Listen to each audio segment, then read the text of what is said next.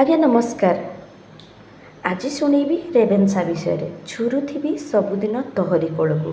Ravenshaw ତାର ନାମଟି ପାଇଥିଲା ଇଂରେଜ ସାହେବ ଟି.ଇ. ରେଭେନ୍ସାଙ୍କ ନାମରୁ, ଯିଏକି ଥିଲେ 1866 ଦୁର୍ଭିକ୍ଷ ସମୟରେ ଏହି ଉତ୍କଳର କମିଶନର।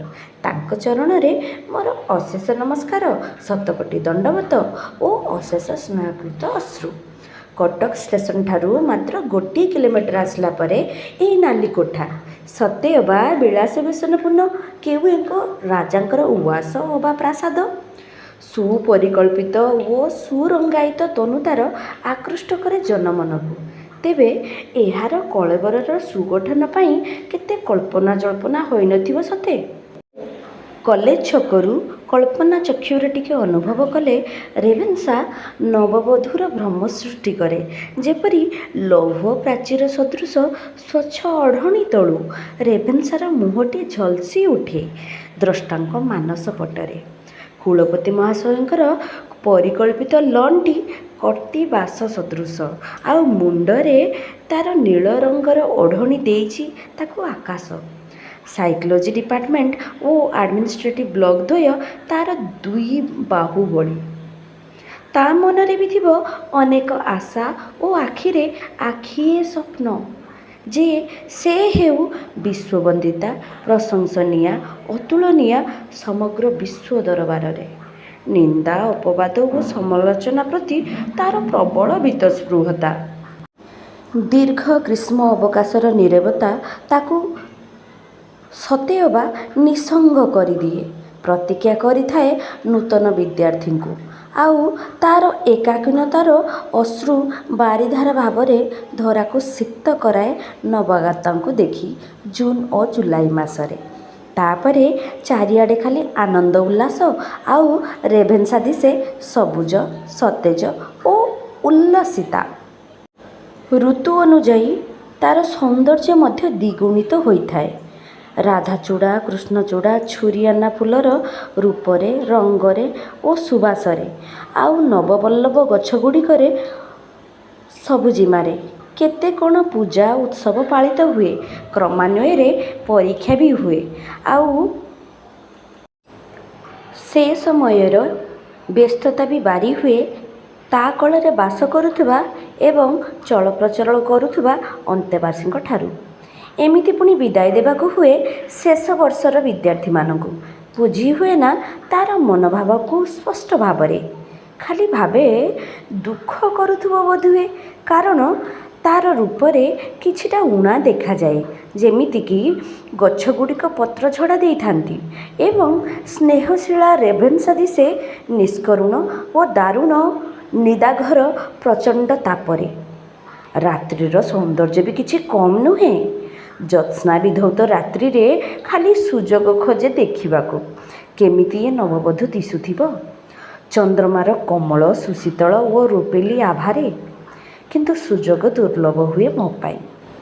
ଯେତେବେଳେ ସେ ହୁଏ ପ୍ରଶଂସିତା, ସେତେବେଳେ ସେ ନାରୀ ସୁଲଭ ଲଜ୍ଜାରେ ତାର ଗରିମାକୁ ଲୁଚାଏ ସତେ, ହେଲେ ସେ ସମୟରେ ତା କୋଳରେ ସମସ୍ତଙ୍କର ଆନନ୍ଦ ଓ ଉତ୍ସାହ ଦେଖି ସହଜରେ ଅନୁମେୟ ଯେ ତାର ଗରିମା ଅପ୍ରକାଶିତ ହୋଇ ରହିବାର ନୁହେଁ।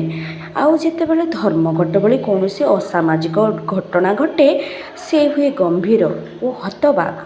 ବୋଧହୁଏ ଅଭିମାନ କରେ ଦୁର୍ବଳ ପ୍ରଶାସକ ଓ ଦୁଷ୍ଟ ବିଦ୍ୟାର୍ଥୀଙ୍କ ଉପରେ। ହୁଏତ ଭାବୁଥିବ, ମୋ ଆତ୍ମମର୍ଯ୍ୟାଦା ନ ବଢ଼ାଇ ପାରିଲେ ନାହିଁ ଆପାତତଃ ସମ୍ମାନ କ୍ଷୁର୍ଣ୍ଣ କରିବାର ସାହସ କର ନାହିଁ। ବୋଧହୁଏ ବାକ୍ଶକ୍ତି ଥିଲେ ମନ କଥା ଖୋଲି କହିପାରିଥାନ୍ତା କି, ହେ ମୋର ଅଯୋଗ୍ୟ ସନ୍ତାନଗଣ, ମୋର ହୃତ ଗୌରବରାଜିକୁ ଫେରାଇ ଆଣ। ଆଉ ପ୍ରଶ୍ନ କରିଥାନ୍ତା ଯେ ତା ସନ୍ତାନମାନଙ୍କର ସ୍ୱେଚ୍ଛାଚାରିତା, ଉଦ୍ଦାମତା କିମ୍ବା ଦୁର୍ବଳତା ହେଉ ତାକୁ କେତେ ମାତ୍ରାରେ କଳୁଷିତ କରୁଛି। ଆଉ ଅପମାନିତା ହୋଇ, ସ୍ୱାଭିମାନହରା ହୋଇ ସେ ସମାଜରେ ମୁଣ୍ଡ ଟେକି ତିଷ୍ଠିବ କେମିତି? ତଥାପି ସେ ମାଟିଏ।